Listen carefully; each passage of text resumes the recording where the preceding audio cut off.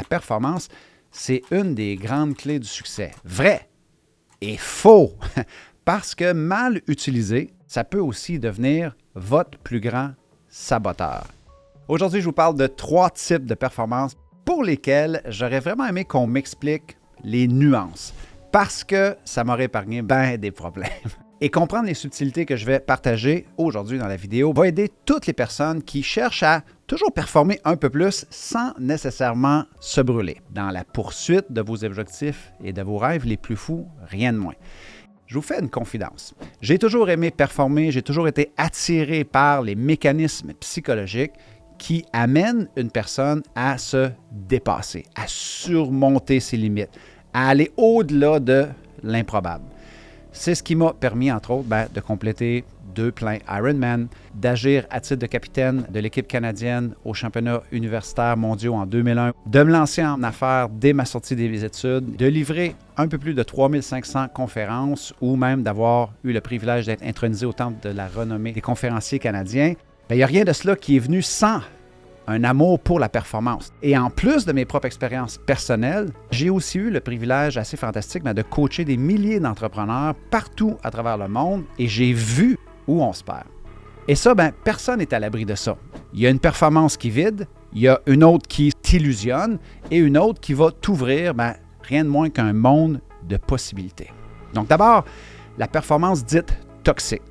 Ça, c'est celle que souvent on confond avec la motivation, toujours plus, faire plus, être plus, aller toujours plus loin, le fameux « just do it », nonobstant des circonstances ou de ce que l'on fait, mais souvent ça, c'est un déguisement de souffrance. La performance toxique, c'est souvent, on va dire, se forcer à faire ce qu'on déteste pendant une longue période de temps. C'est continuer à travailler pour impressionner les autres ou pour ne pas décevoir les autres. C'est se brûler à essayer de plaire à tout le monde, sauf à soi-même. Il faut prendre conscience qu'on est peut-être pris dans ce que j'appelle la performance toxique. Et peu importe le domaine dans lequel vous allez performer, dans le cadre de votre vie, de votre carrière, de votre business, se lancer dans la performance sans conscience va souvent amener des performances toxiques. Donc, gardez en tête que toute forme de performance demande un certain niveau de conscience et sans conscience, vous risquez de vous diriger vers beaucoup de souffrance. C'est ce qui m'amène au deuxième type de performance qui vient parfois créer de la confusion dans l'esprit des gens que je coach. C'est celle qu'on appelle la performance de pointe. Ça, c'est celle qu'on admire chez les grands. Imaginez ces athlètes-là que l'on regarde chaque week-end, quand c'est le temps de performer sur football, au hockey, au soccer, peu importe, les musiciens, les orateurs que l'on admire, les artistes. Ce que l'on oublie trop souvent, c'est que ce sont des performances qui arrivent quand tout est millimétré. Le sommeil, l'alimentation, l'entraînement, l'équipement, les stratégies, le mindset, les coachs, l'état d'esprit. On assiste à une œuvre d'art en direct et la mâchoire nous tombe tellement on en est impressionné. Donc, une performance de pointe, communément appelée en anglais le high performance, c'est comme assister à une symphonie au violon qui est jouée par le meilleur violon qui est accordé au laser dans une salle au son parfait, devant un public qui était conquis avant même que tu embarques sur scène et qui te donne une ovation debout.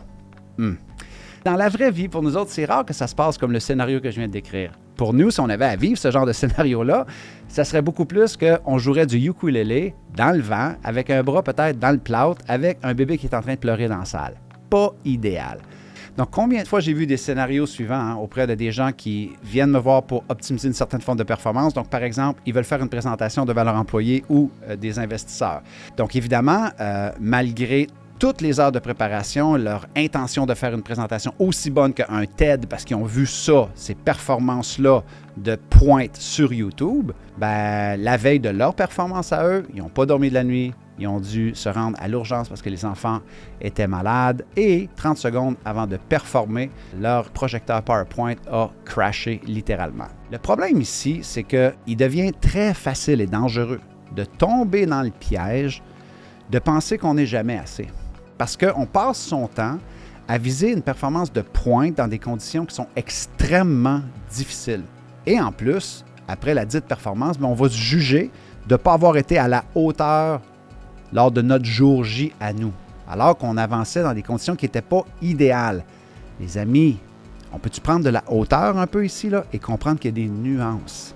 Et c'est là que le troisième type de performance entre en jeu, la performance optimale, qui est une performance qui devient un acte d'intelligence quand on se retrouve dans une situation non favorable dans laquelle on doit performer. J'ai eu le privilège de compléter, j'ai fait le choix de compléter 2 plans Ironman, 7 demi-Ironman, et comme tout le monde qui sont en business, j'ai affronté plusieurs épreuves pendant mes 25 ans d'entrepreneuriat. Voici une chose là, que j'ai découvert, c'est que chacune de ces épreuves-là m'ont rappelé que la vie, elle ne nous donne pas toujours un décor parfait. Puis ça, malgré toute la préparation qu'on peut avoir faite, ou même les meilleures intentions au monde qu'on a pu avoir, la vie, elle va nous offrir des défis. Et dans ce moment-là, votre super pouvoir, c'est de faire de votre mieux avec ce que vous pouvez, avec les cartes que la vie va avoir mis dans vos mains. Dans des situations comme ça, on ne court plus après un chrono. On ne court plus après son personal best, après un chiffre d'affaires ou autre. Faites les liens avec votre réalité. À mon avis, il devient surtout important d'avancer pour honorer une seule et unique promesse, celle de ne pas s'abandonner. Donc non, la performance n'est pas que toxique, parce qu'elle peut avoir une mauvaise presse dans les dernières années. Il y a beaucoup de gens qui développent des aversions à l'idée de performer, selon moi, parce qu'ils ne comprennent pas les nuances que j'explique. Parce que la mauvaise version de la performance, oui, elle peut vider même la personne la mieux intentionnée. Je le vois constamment avec les top entrepreneurs que je coach. Donc, pour vous aider à vous en rappeler et à mieux performer, notez ces 3 phases-là que je vais vous partager et que j'utilise moi constamment, un peu comme une boussole, quand vient le temps de m'embarquer dans un projet qui va me demander de performer. OK? Allons-y.